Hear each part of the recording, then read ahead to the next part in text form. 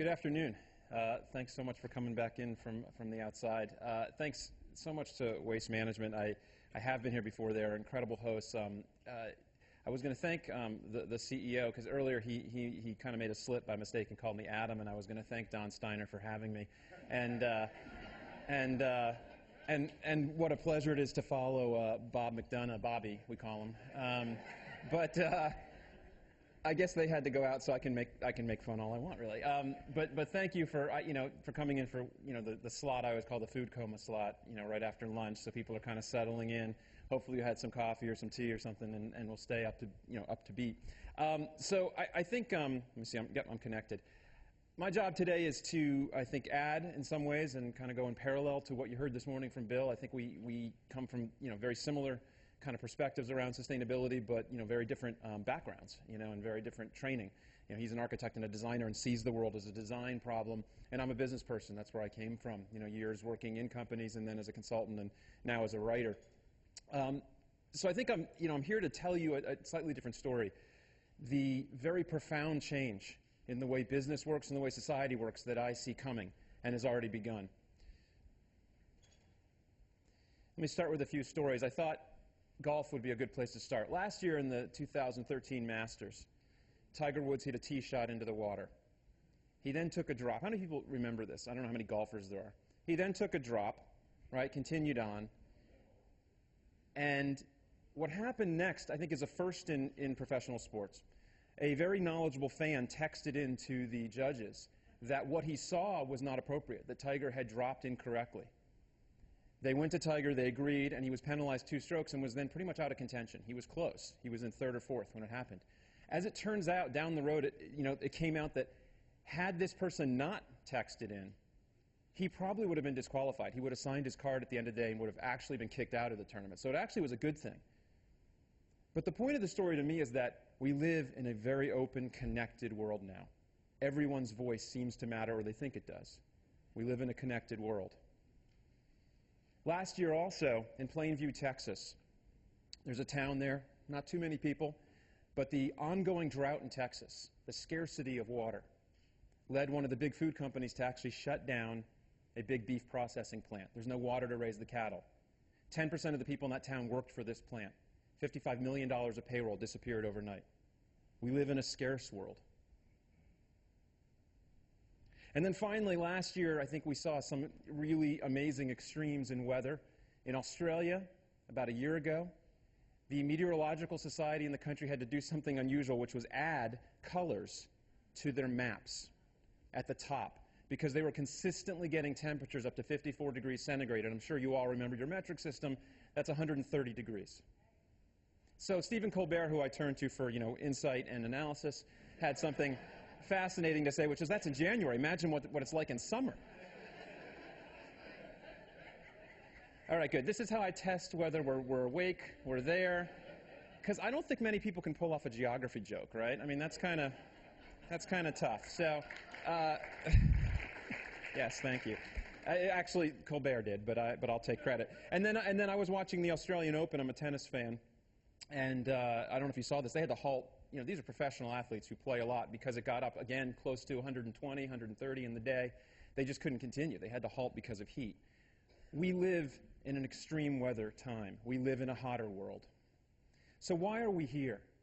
Why are we talking about sustainability? Why are companies increasingly having this conversation? And I think you've heard a lot of reasons today, but I want to touch on a few. Let me start with why we're not here. We're not actually here because of the polar bears. I know. And this is the thing, and this is kind of a little secret, I think, in the environmental community. We don't care about the polar bears. We have to be honest with ourselves. Everyone looks at these pictures and they go, aw. But how many here can honestly say they made a choice of what they drive, what they buy, what they consume, where they live, based on what can happen to species far away from us? It's not what's driving this. And in fact, the business community, I think, is not really doing this sustainability thinking and talking because of this at all. They're doing it because of money, because of growth. So it's not about polar bears, it's about solar panels. It's about innovation. The bank HSBC says that the market for the clean economy, solving our big problems, solving climate change, giving us efficient technologies, water, energy, is over $2 trillion by 2020. That's a very big number. I actually think it's a very low estimate.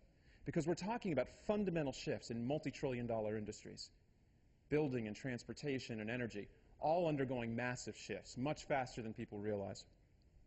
And right now, the annual investment in this economy is about $250 billion a year. Now, that's a very similar pace. It's been going on for a few years now, so we're going to spend trillions on this, on building the clean economy, very similar to the pace of the build-out of the mobile industry in the 90s and 2000s. Now, what did that do? We now walk around carrying the entirety of human knowledge in our hand, right? And we can talk to virtually anybody on the planet.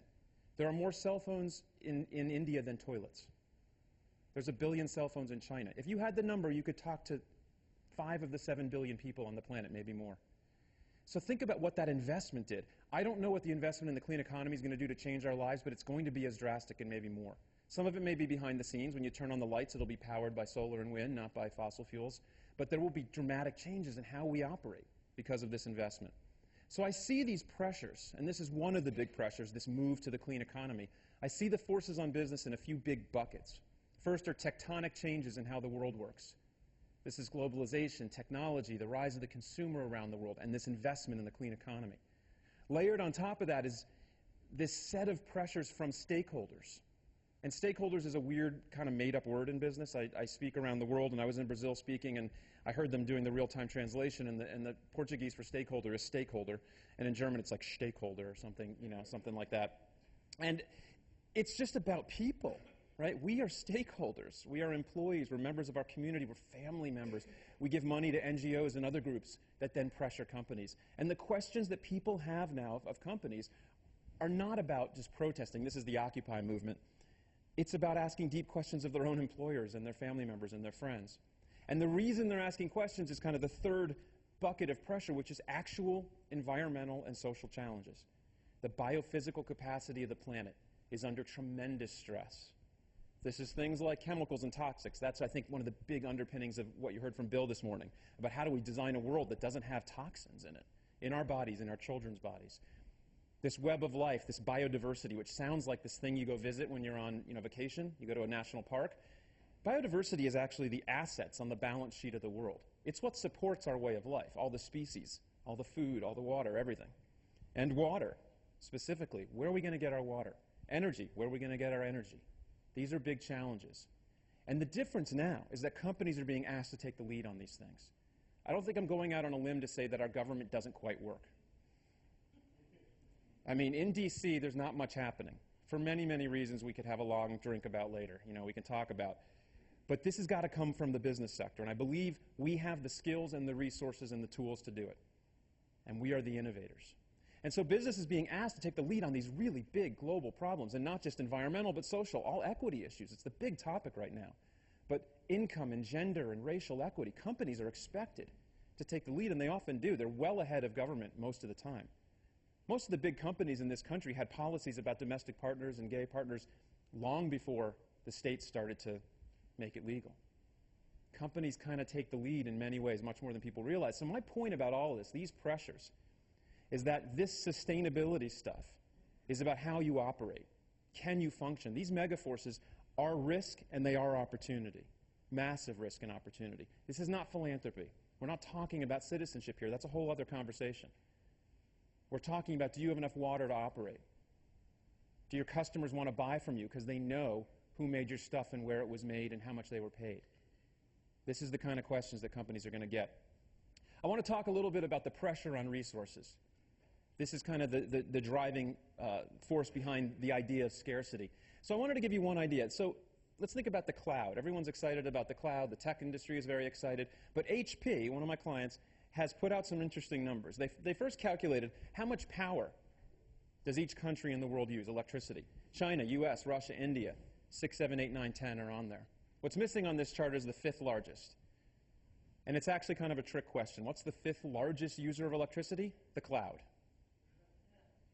All right, this comes from HP. The electric bill is $6.6 billion a month. In 3 years, we're going to need 10 more power plants. I was talking earlier with people about how hard it is to site a power plant in this country. And so what they said, they ran these ads about some of their products for making data centers much more efficient. They said, this is unsustainable in every sense of the word. We can't do it. There is not enough energy to power this light little cloud. The cloud, it turns out, is very heavy. And it's getting much more efficient, but this is just to give you an example of the draw on resources from our lives, from what we want out of the world. And let's just talk about the demographics. Everyone has their favorite statistics about the growth of China and India. In China in 2012, the last kind of full year that there's good data for, China built about 17 billion square feet of new space. I don't know how many of you are in construction, but technically speaking, that's a lot, right? And I tried to translate that, so I looked at Manhattan, where I lived and worked for many years. So picture all of the commercial space in Manhattan, New York City. In 2012, China built not one of those, but 30. Okay? It's a constant draw on resources. And there's an asset manager named Jeremy Grantham who invests in commodities, $100 billion under management. He's made commodities his kind of focus as an investor because he thinks it's the greatest investment. And this is kind of why. It's a chart I pulled from some of his data. China's about 10% of world GDP, which, you know, is a pretty big number. So you'd expect they would use 10% of the resources, and they do. You use 10% of the oil. But they use half the cement. That's that building going on. They use 40+% of the steel and aluminum. And I highlight those three because those are the three of the most energy-intensive products in the world. So the draw on energy from that, on continuing draw on oil, is going to be high. But the one that keeps me up at night is that they have almost half the pigs. I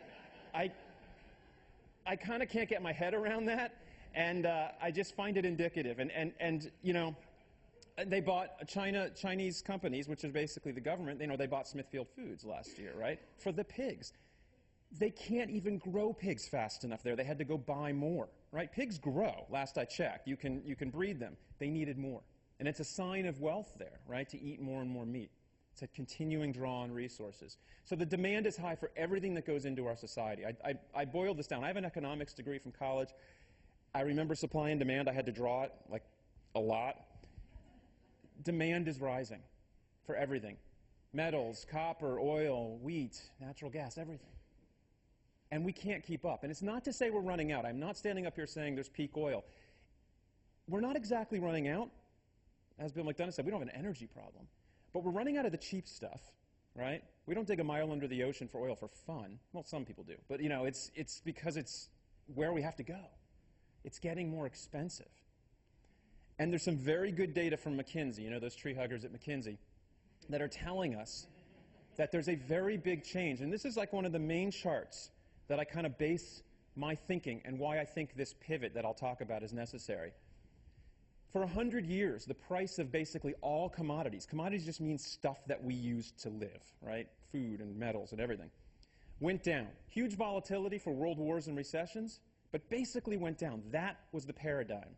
That was the paradigm for business in the 20th century. Starting in the last decade or more, went up, started going up. The slope changed dramatically. And that guy, Jeremy Grantham, the asset manager, his people did some statistical analyses to say, look, there's a chance that this is just another bump in a hugely volatile market. So what are the odds of that? And they looked at 30, 40 different commodities and said, what are the odds that this is just a normal volatility versus a permanent change? In essence, they said there's a 1 in 2 million chance that, say, iron ore is still on a declining trend. So 1 in 2 million, statistically speaking, means it's not, right? So we're heading up. This is a fundamental shift in how the world works. Prices are going up. We have to get leaner. But last time I spoke at an event with Bill McDonough, we were kind of interacting as we spoke, and he got up and said, look, one way to think about this is as this gets more expensive, as things are going to be more expensive, then the thing you build today that you know you're going to want to take apart and use the materials later, those materials will be more valuable later. It's a driver towards, it's in the good way, it's a driver towards the world he's describing, trying to close those loops and use materials over and over again because they're going to get more valuable. But it means we got to be leaner, we got to use less stuff, and the countries and companies that get lean are going to survive and thrive. The ones that don't are going to be in a lot of trouble. Now, extreme weather. I'm not going to get into a long debate about climate change, but the weather is getting more extreme, statistically noticeably more extreme. This was Hurricane Sandy. This was a kind of pivot point for me. I live in Connecticut. To see what happened in my region was dramatic. To see what happened in the Philippines not so long ago. Dramatic, record-breaking storms.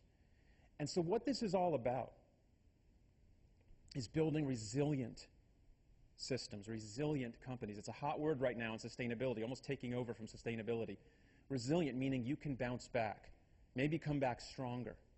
Now, this is a picture of New York City after Hurricane Sandy rolled in and a substation, Con Ed substation, exploded.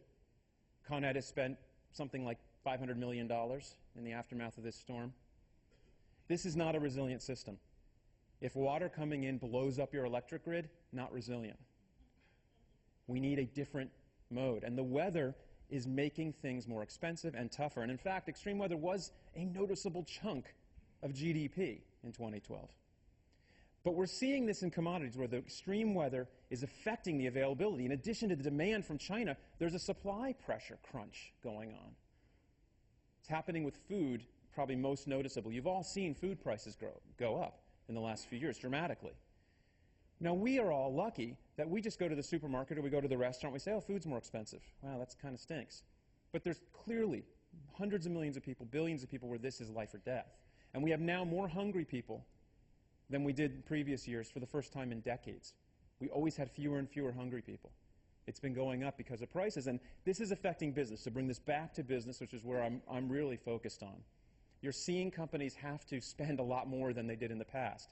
Tyson Foods, it was estimated by Morningstar analysts, would spend about $700 million more a year on feed for chickens. Their net income over the last few years was $500 to $800 million. So $700 million is not a rounding error. It is their profits, their entire profits. Coca-Cola announced in late 2011, when there was this huge amount of wheat destroyed and amazing amount of weather impacting food, that they would spend $800 million more on corn. Because in case you didn't know, like, Coke is basically liquid corn. It's not, it is. It's liquid corn, right? I mean, it's corn syrup. And so this cost them a lot more, noticeable amount of money. And this was an interesting story I saw last fall, the end of McDonald's dollar menu as we know it. Have you noticed? They had to change, right? Because it's just too expensive. The dollar menu doesn't really work anymore. What they could fit on the dollar menu was a lot less stuff than they could before. And we're seeing these weather impacts and these impacts on the resilience of organizations going up and down the value chain, the supply chain. The floods in Thailand in late 2011 impacted two industries in a really big way. Hard drives and electronics. Western Digital was one of them. This is one of their facilities that was flooded. And cars. Western Digital and Hitachi lost about $200 million each. The car companies, 500,000 units of production gone that quarter. Big impacts, not minor. This is not a resilient system. Finally, we're living in a much more open world. We have someone sharing the secrets of the NSA, and whatever you think about Snowden, we discovered that there was more being collected than we thought. There was an amazing collective shrug around the U.S. at this information, by the way. I think we all said, oh yeah, I guess that's not surprising that someone's collecting all my information. But the fact that it comes out, and the fact that we were, tapping Angela Merkel's, and look how happy Angela Merkel was about this, thrilled about her phone being tapped. But again, the fact that it comes out, nothing stays hidden anymore. And that is more and more true every day. And this next generation, we all talk about millennials. I'm sure some of the people in the room have kids who are millennials. What's funny about the kind of events I go to like this, there's very few of those people in the room. Like, we're always talking about how they're going to take over the world, and we don't actually invite them in to have the conversation. Anybody here under 30? How many people are under 30?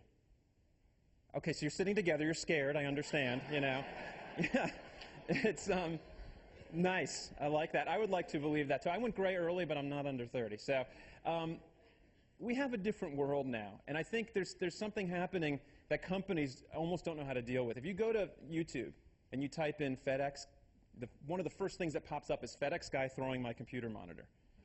This guy decided it was a good idea to deliver a computer by throwing it over a 7-foot security fence, which was captured and then put up on YouTube and now has been seen almost 10 million times. Now, FedEx is a great company. I don't pick on them. This is happening to lots of people. Do you remember some of the videos that went out by Domino's, Taco Bell? This has all happened in the last few years.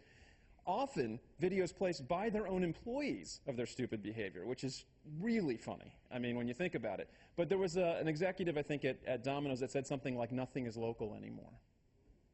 Anything that happens anywhere in the value chain comes back to you, especially if you're a big brand, if you're the biggest one in that value chain. So you now have an openness, an ability to find out how are things made, an ability to ask different questions. And the point now is that the biggest brands in the world are associated with these stories. When the Bangladeshi collapse of the factory, apparel factory, happened immediately, Big names were splashed. This was a recent story. Worker deaths raised questions at an Apple contractor, not at a Foxconn Chinese company contractor, at an Apple contractor. This is transparency and openness about how your brand ties to everything. And so now people can ask more questions, and people including procurement officers at companies down to consumers.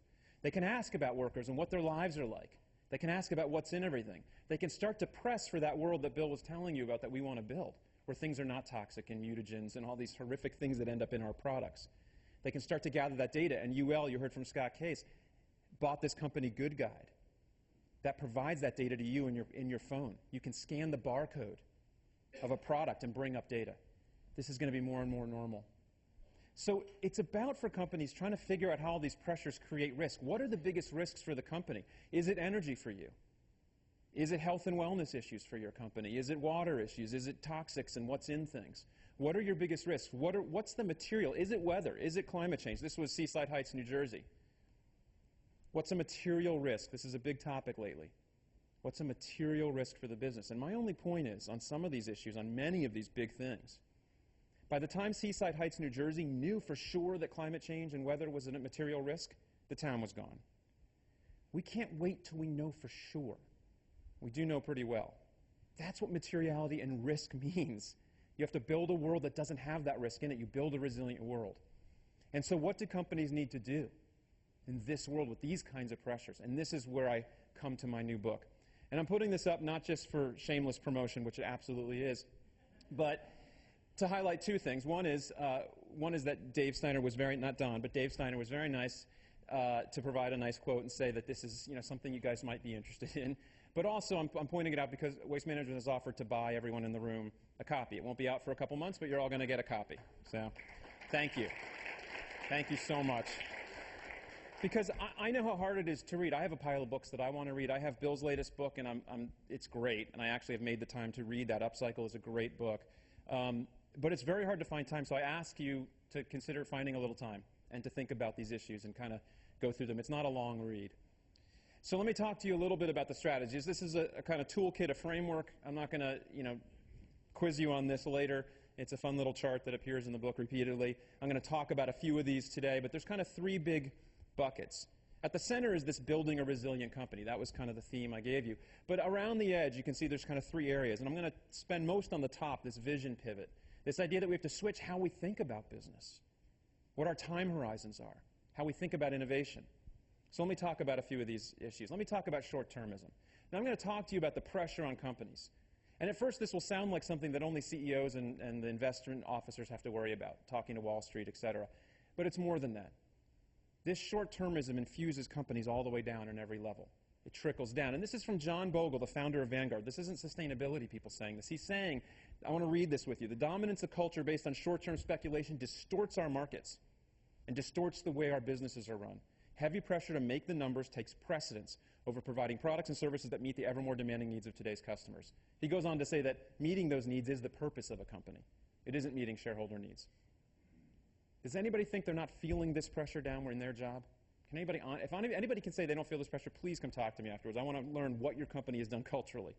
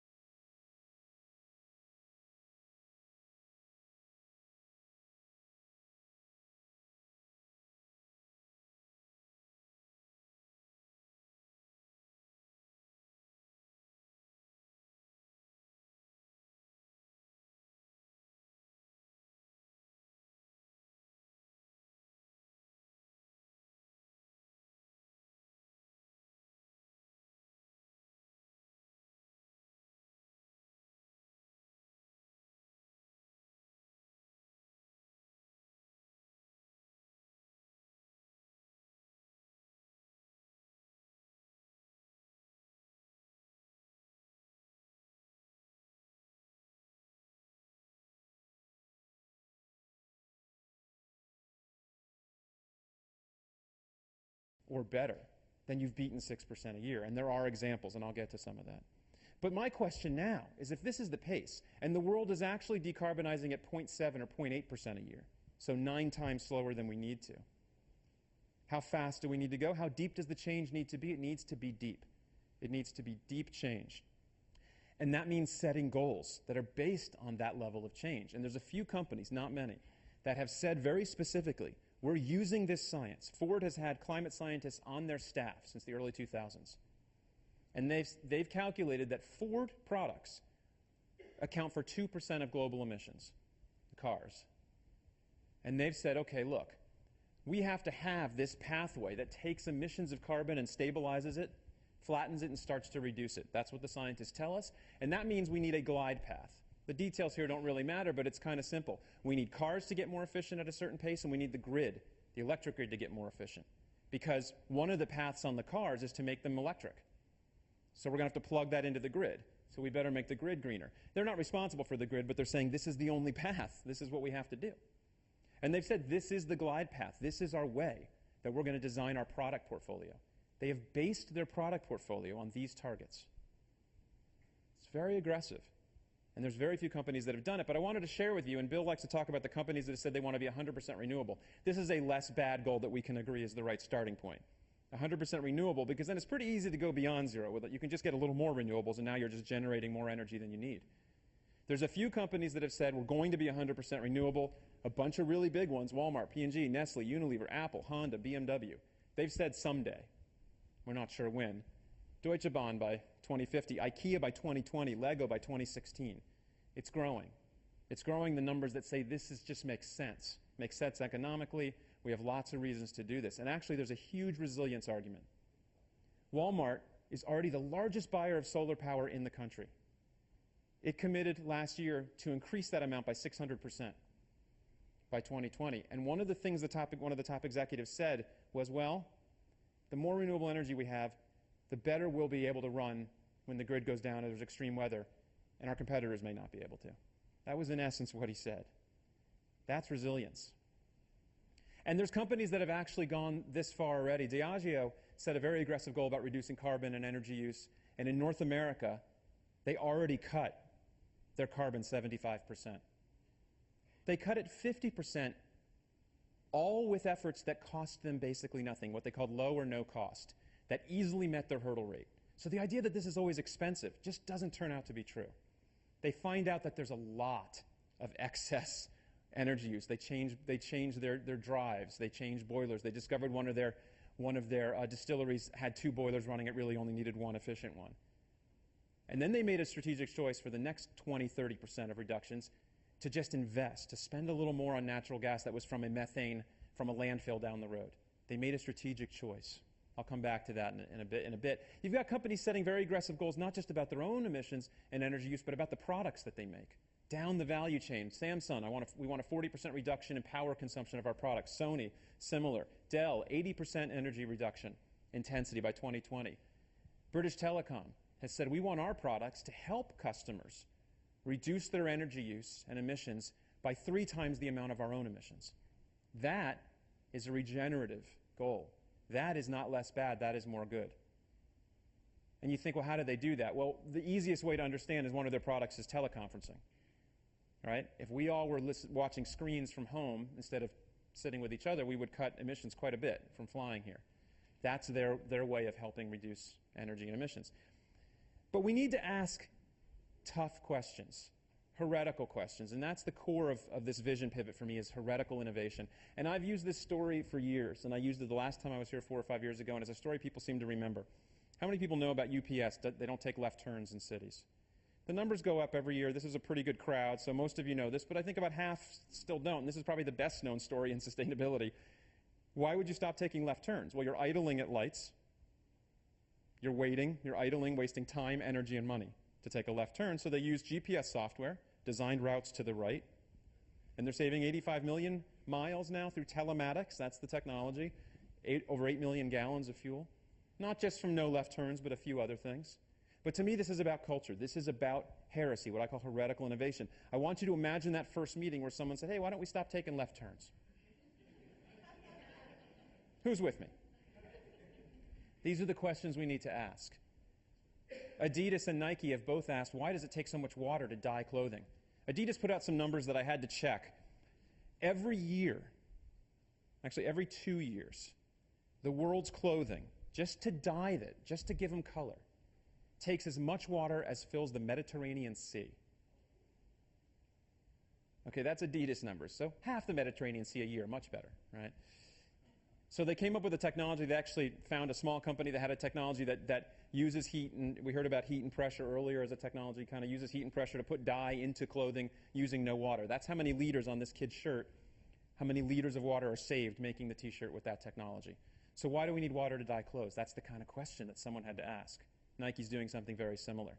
One of my clients, Kimberly Clark, someone's here from Kimberly Clark, you'll see him on a panel next.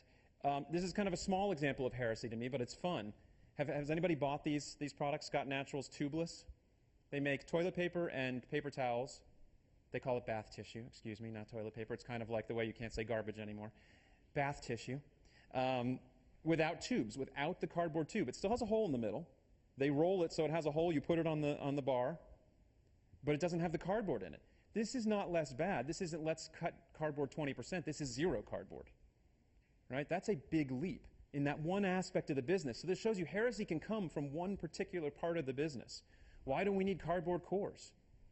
This can go from something that small up to the business model. And I've used waste management for years as an example. This is waste management. We build ecosystems. Because they have to ask a different question. How many companies in this room have zero waste to landfill goals?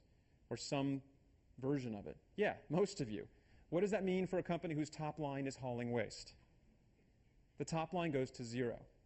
And Dave Steiner's been very brave, actually. He's been under pressure from Wall Street, back to that quarterly pressure going back years. About, why are you talking about the sustainability stuff? Your stock's an annuity. We know we're going to get easy money. He was talking about it because it was going to zero. The top line was going to go to zero. This is a profound change. You need to ask heretical questions about the world. There's a very few companies taking it almost the next level, going to what Bill was talking about, to more, to better. Kingfisher is the equivalent of the Home Depot in the UK and in Europe.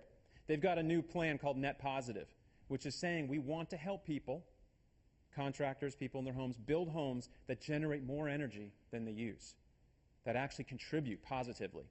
And I show this homepage because they have this purpose.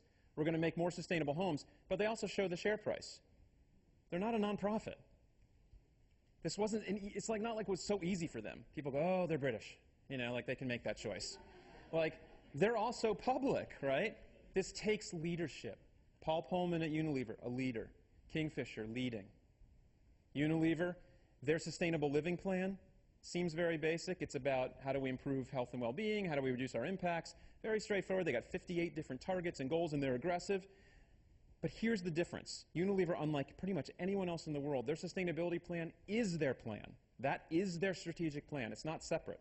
It isn't like we have our Vision 2020 and over here we put the sustainability people to come up with nice statements, which is what happens most of the time. This is their strategy. So what's your heresy? This is the question to think about when you're pivoting your vision. Next, I want to touch on fairly quickly this idea of changing what we value. Because in reality, day to day in the company, we make investment decisions. It's easy to say we're going to think longer term, but how do you do that? Well, first, we've got to change the value that we put on what people do in the company. How do we pay top executives to think longer term? We've got to change their incentives. And I just wanted to show you some of the benefits of what Unilever has done. So here's a list that LinkedIn does every year where they calculate the most in-demand employers. Most in demand by billions of connections that they can calculate. Now, a bunch of the top 7 are tech firms. This is a tech social media platform, so that's not a big surprise. And these are kind of sexy brands. Then you've got a bunch of companies that are just big in their industry that are always perennial employers that people want to work for. Engineers want to work for the big gas oil companies. McKinsey's a top consultant. And then you've got a bunch of companies that are the big consumer brands, the best known in the world. And look at those brands, P&G, Pepsi, Coke, Disney, Nestle. But number 3 on this whole list is Unilever, which I contend, while being a global brand, doesn't have the cachet of Pepsi or Coke or Nike. Why is it number 3? The CEO says it's because of their sustainability strategy, because they've inspired people. And it's danger. It's like a Pandora's box. I've now heard from them repeatedly. They're worried about they're not going fast enough for their employees. The employees are like TikTok. They're young, they're millennials, and they came to work for that company because it's sustainable. So they want to see what they're doing. So they're pushing them. They're pushing them aggressively. Companies have to value the inputs and outputs in the business very differently than we do today. It's going to be a profound change, and one of the things that's very difficult to do is to value those things called externalities that fall outside of the business, outside of the marketplace. There's companies trying to do this now. Dow has a 5-year partnership, $10 million partnership with the Nature Conservancy to ask, what is the value of nature to our business? We don't have to pay for it now. We don't have to pay for the water that we take from the Brazos River in Texas by their biggest refinery. But they believe at Dow that they will eventually have to, somehow.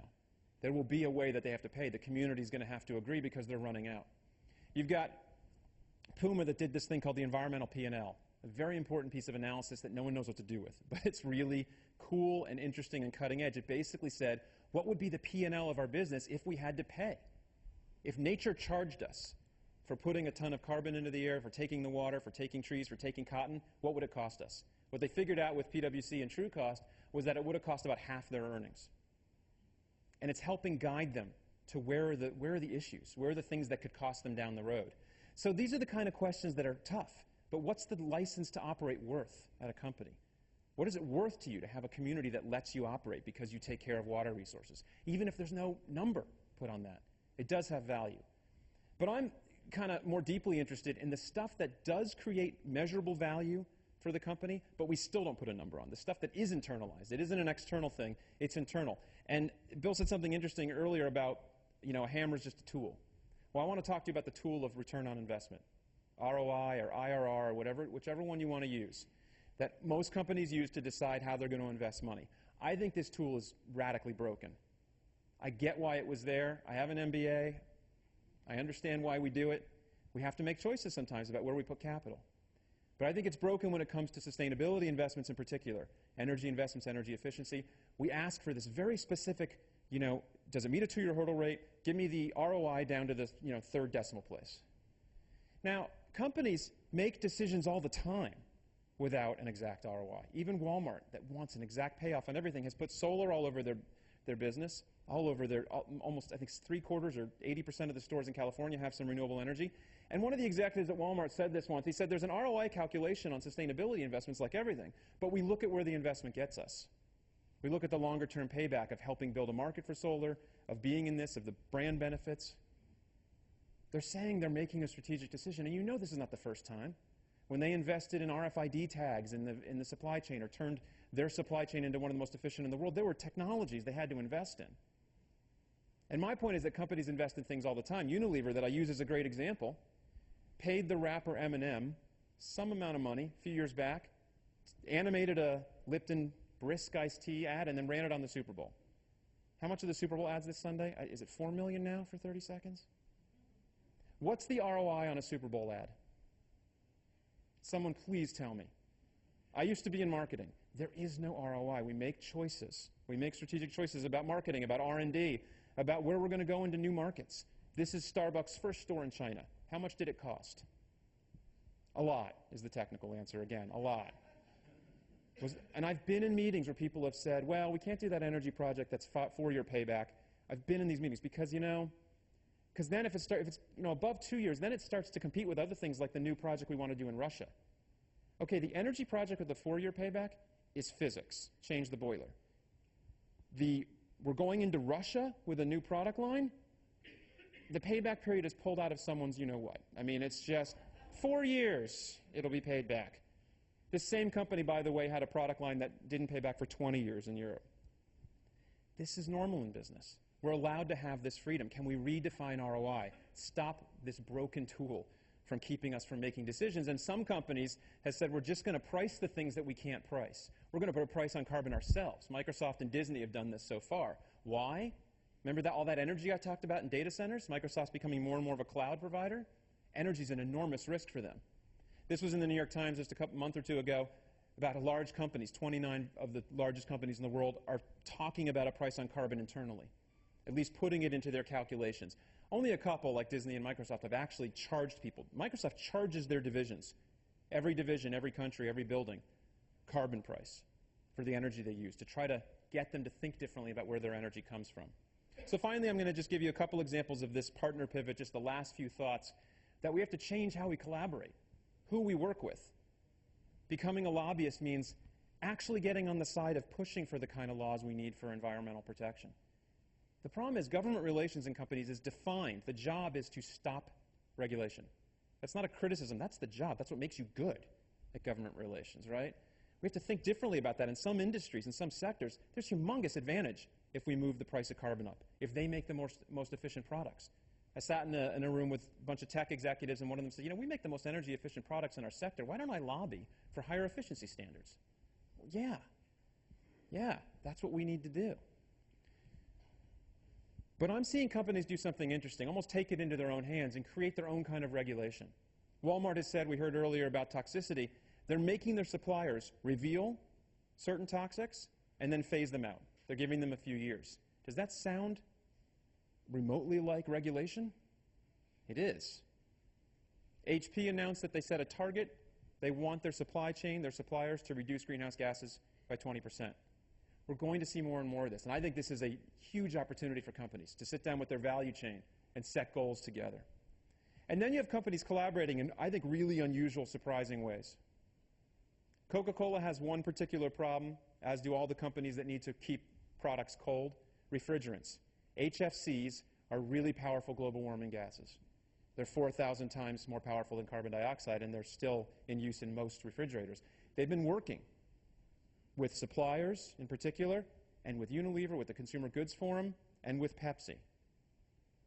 Fortune magazine named the biggest business rivalries in history recently: Boeing versus Airbus, Gates versus Jobs. Number one, Coke versus Pepsi. And they're working together on refrigerants. Can we collaborate with our mortal enemies? Yes. Because the key question is, what do you really compete on? They do not compete on how the drinks are kept cold. No one cares how the vending machine works. They compete on branding, taste, a bunch of different things. Nike's done this in their sector as well. So finally, this group of tools, I think, helps build a resilient company and a resilient country, resilient enterprise. And while I've given you kind of laid on some heavy stuff and a lot of opportunity and a lot of risk, I want to remind people that this change, when there's change of this scale, trillion-dollar markets, is an enormous opportunity. This is one of my favorite kind of entrepreneur billionaires, because there's not so many of those. Says this is the greatest wealth creating opportunity of our generation. This is it. This solution to these problems. So I always say this to people. There's this phrase we've heard in social movements for years: if not us, then who? If not now, then when? And I wanted to figure out where this came from because it's so powerful. So I did some deep research. I Googled it.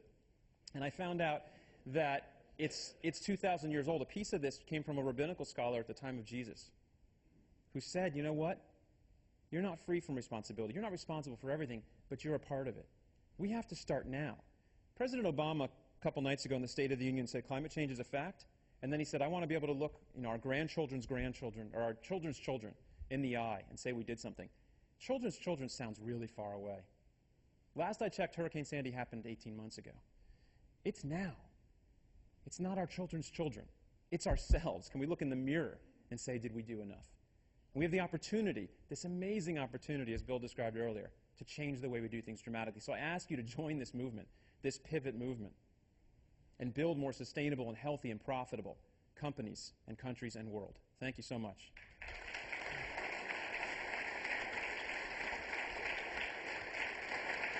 No Q&A? So I know there's some questions here. Great stuff. Thank you. Really great stuff. I had my contact info I was going to put up at the end on the last slide, but if that's actually some... That's a good question. Do we have any, before we do that question, there we go. There's one right here. Do you have any suggestions on what to replace the typical financial numbers to do evaluation? Because we have a fund that's there for supporting sustainability measures, but financially we work with an IRR, net present value, and we can't get out of the box. Yeah, so I have a chapter on this in the book about shifting ROI. And it's not complicated, I think. It's not rocket science. There's only so many ways you can do this. Some of it is just companies strategically change the ROI. They say for these kinds of investments, we just lower the hurdle rate. I mean, there's plenty of these kind of leading companies that just do that. They say for renewable energy, for efficiency, we're going to change the hurdle rate, right? Instead of the X year payback, we're going to give it 3 more years. That's strategic. That requires leadership. There's kind of a fun tool that I think is really powerful, which is what I call pairing in green to gold, but is more of what some people call portfolio approach. You take a bunch of projects. Diversity, the cleaning products company, did this, and you say, here's a list of 90 projects. We needed to hit these hurdle rates. 30 of them meet one of the key hurdle rates. This was literal numbers of 90 projects. But 60 of the projects combined met all the hurdle rates. You combine the ones that took a little longer with ones that paid off very quickly. And you go into management and say, here's a whole portfolio. We can actually get a bigger payback. We can set even more aggressive goals. We'll get better numbers. And it's a game because the leaders can say, no, just do the bottom half of that list, the ones that pay back in a year. But there's a very good reason to doing this, because what happens if you keep picking the low-hanging fruit, what you're left with the next year are the ones you can't reach anymore. So the reason you take the higher fruit is you pair them with the lower one now, so you get them done. And you're seeing companies do that. So I think those are a couple methods. I think pricing, like Microsoft and Disney has done, is another method, like actually just putting a price on it. And even just your decision-making. Shadow prices is what most of these companies have done. And if you find that article from the Times, you'll see very big names that have put a number on carbon. Most of the oil and gas companies have done it because they know it can happen. And they've got to think about their investments. They've got to think about building a coal plant that could become worthless, right? If there's a price on carbon, all of a sudden that's not a good investment anymore. So these are some of the tools. They're not complicated. It's about leadership. It's about recognizing, and taking some of these investments out of the box that is just pure capital outlay box and put it in the box of things like marketing, where we do it because we think it's strategic and we make decisions differently. It's easier said than done, but that's what I'd suggest. Questions? There's another here. Yes, millennial. Yes. Oh, by the way, hashtag, because we're talking to millennials. Hashtag Greenest Show. And I am at Andrew Winston, by the way, just so you know. So I do that stuff. Hashtag. You are. So Waste Management has brought the only young people in the room. Okay. Yeah. You should have invited some of your buddies. I'm sorry, go ahead. So hashtag millennial questions. Yeah. I mean, so many questions, but I guess one of the biggest ones on my mind right now, a little bit that I know you've talked about a lot in some of your writing, but didn't necessarily talk about today yet. How do you get large investment groups? So we see this in the universities as well, and some with the divestment campaigns, but how do you get large investment groups that make so much money on the investments that are moving the world the opposite way we all want to move it, to start investing today, not the long-term vision, but today, in that return on the types of investments that we're all talking about? Yeah, and just a related, because I was going to, I want to piggyback on that. We've seen since the Great Recession a real drop in clean tech investment. I mean, those are the folks that we've been trying to partner with on this, and you see that going away. How do you connect that with the pivot? Yeah. Is there an easier question? This is a very, very tough thing. And by the way, let me talk quickly about the clean tech numbers. The $250 trillion, $250 billion a year, it was a little higher. It was closer to $300 billion a couple of years ago. But what's interesting is the amount of clean tech money has dropped about 11%, I think, in the last year or two. But the number of clean tech projects has actually risen, which is to say the cost of putting in a wind farm, a solar farm, is dropping so fast that you can actually use less money and get more projects. Gotcha. So what matters is projects and kilowatt hours, right? But still, you'd like to see the number rising, but it's a pretty big number. 250 billion is kind of a big number. So there's a much longer conversation about this. How do you change the financial industry's perspective? I have a few paths, I think, to changing Wall Street. One is tell them to take a hike, and that's what Pullman did. It's not appealing to a lot of people. So the second path is you change the conversation from the companies. On the quarterly calls, you say, I'm now going to tell you about our sustainability investments and how they create value. There's always this sense of Wall Street never asks, so tell them. Right? And some companies are doing this already and effectively. And third is there's a movement to change the corporate form. There's this B Corp movement. There's a movement to say, why don't we define the corporation to allow it to have multiple stakeholders, so we don't always have to legally keep shareholders at the top. And actually Delaware, where 2/3 of the Fortune 500 are incorporated, Delaware just launched last year a B benefit corporation process. So you can do that. A company can become a benefit corporation, which says to the world, we are going to prioritize multiple aims, which again is old school. It is not new. But I will say, I will point you to, I just wrote a piece in Harvard Business Review about the idea of stranded assets. I'm not going to go into too much detail, but there was a meeting at the UN a few weeks ago, about the investment community and the fact that, and these are banks saying this, HSBC, that if you believe we're going to peak fossil fuel use like in 2020, because that's what the scientists tell us, if you believe that, then the fossil fuel companies are worth roughly 50 to 60% less than they are today. So as an investor, as a pension fund, that's a very bad investment. I have another piece coming out in the next couple of days to say, okay, if that's true, what's the path to that? What's the path to those assets being stranded? What that means is oil we're going to leave in the ground. And I don't have an easy answer, because that's the question we're struggling with. What's the path away from fossil fuels to low carbon? And there's only so many paths, but I can talk to you afterwards about it. But I think look up stranded assets, look at what some of these big banks are starting to wake up to, and big pension funds, that they could have this amazing risk sitting on their books, one of the biggest risks in investment history, just sitting there. For our folks online, through greenbiz.com, don't hesitate to send in a question. We're welcoming them. We do have one. So you see it on the screen there. You've done green to gold. Yeah. Is this an evolution, getting to the pivot, the big pivot, or is this just a different idea that you have and you want to talk about it? It's a good question, and one I'm going to have to answer probably a lot. I think the way I think about it is, for me, the big pivot starts from a place that assumes green to gold is a given. And I don't think every company is doing everything in green to gold, but the green to gold message is basically, the title's pretty obvious, it's good for business. It's good for business to be green. I'm tired of having that conversation. I think it's surreal to have that conversation, to have to say with a straight face, you know, if you use less energy, you save money.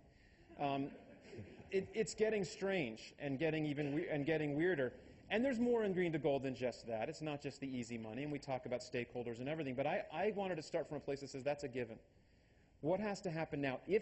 What the big pivot is, I think, is more revolutionary than evolutionary, because the big pivot is saying, if you believe that the challenges are as big as I believe they are, as the statistics say they are, as the resource constraint chart shows us, and as climate change seems to be, then what do we need to do? And there's lots of people writing great stuff about what has to happen to capitalism, and there's some very good work on that. My question is always microeconomic. That was my degree in college. It's what does a company have to do? What can they do? And that's what my pivot is about. What can a company do to help bring about a profound change in capitalism and the way the markets work, and bring it about in a way that uses capitalism and uses the tools to do it profitably, but starts from that boat filling with water. How fast do we need to go? Starts from that premise, not looking forward, would it be a good idea to do some things because it might be profitable? It starts from the place of how fast do we need to go? Yeah. I'll try. I don't expect you to, but this is a conversation that I have had frequently with, thank you. Is it nuclear physics or something like that? I mean, when is it going to be not cheaper to throw away trash than to recycle and compost it? Meaning, and I've always had this theory in my head that as raw materials get more expensive and more scarce, supply demand, that the recycled material will be more valuable. And so I constantly hear this from my bosses, like, well, we're doing the right thing, but it would be cheaper to just throw everything in the trash. And Waste Management is our trash and recycling hauler. So. Yeah, but what's funny about that is I know what you're saying, and I've been in those meetings. Just so we're clear, we want you to recycle often, Right. and we want you to recycle right. Recycle early. And we're happy to do that with you. But it is more expensive for me to recycle than it is to like throw the voting, trash. recycle early and often. It's funny you say that, because the examples I know of, at least in recent years, are like GM going from spending a few $1 billion to making $1 billion a year on their waste stream. So I've actually heard mostly the opposite, that they are finding the value in it. And look at something like copper. Why are people going and stripping them out of like roads and wires? Because it was getting more expensive, right? So when someone says it's cheaper for me to throw it out, I think what they mean is it's easier. Or that it's not so expensive, that they don't think of it as very big expense. And frankly, I have these same conversations and see it with energy.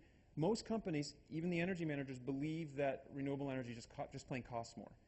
And there's sometimes just a gap in knowledge and awareness of kind of where markets have moved. It's just not true anymore. There are companies that are going to like 100% renewable at the same cost or less, using power purchasing agreements for the people in the room who know that stuff. no money down, low cost. This is happening already.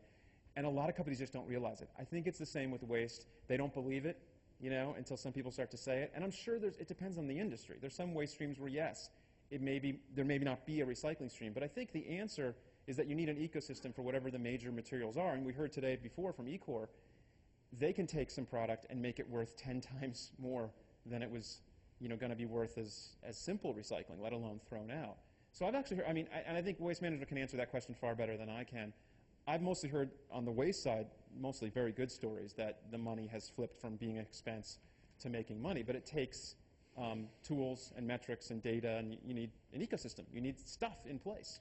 So Andrew, in your book, The Big Pivot, do you talk about companies that have actually made the pivot and are thriving, or is it, and I'm saying this skeptically a little bit, just to have the conversation, Unilever, they appear to have made the pivot, and so far so good.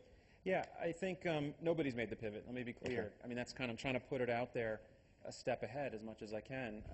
I think Unilever is probably the closest of big, there's smaller companies that clearly, like Patagonia, made the pivot years ago.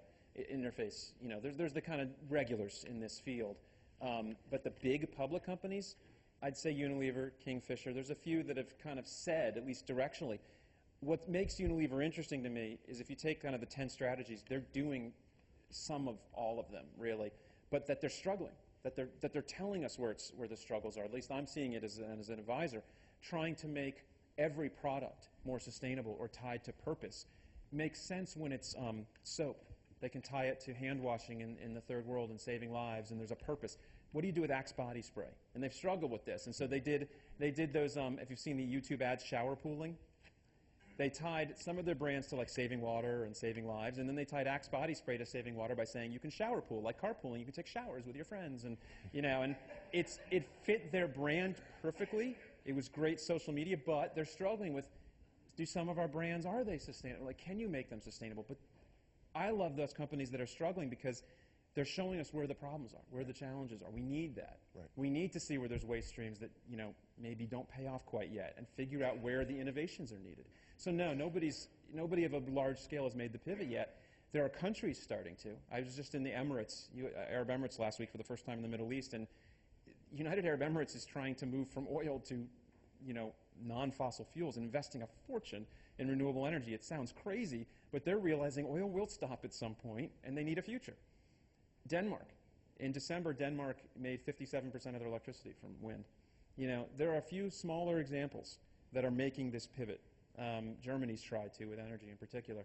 But companies, it's very difficult with the Wall Street pressure. That is the big hurdle. Andrew Winston, Thank the author you. of Green the Gold.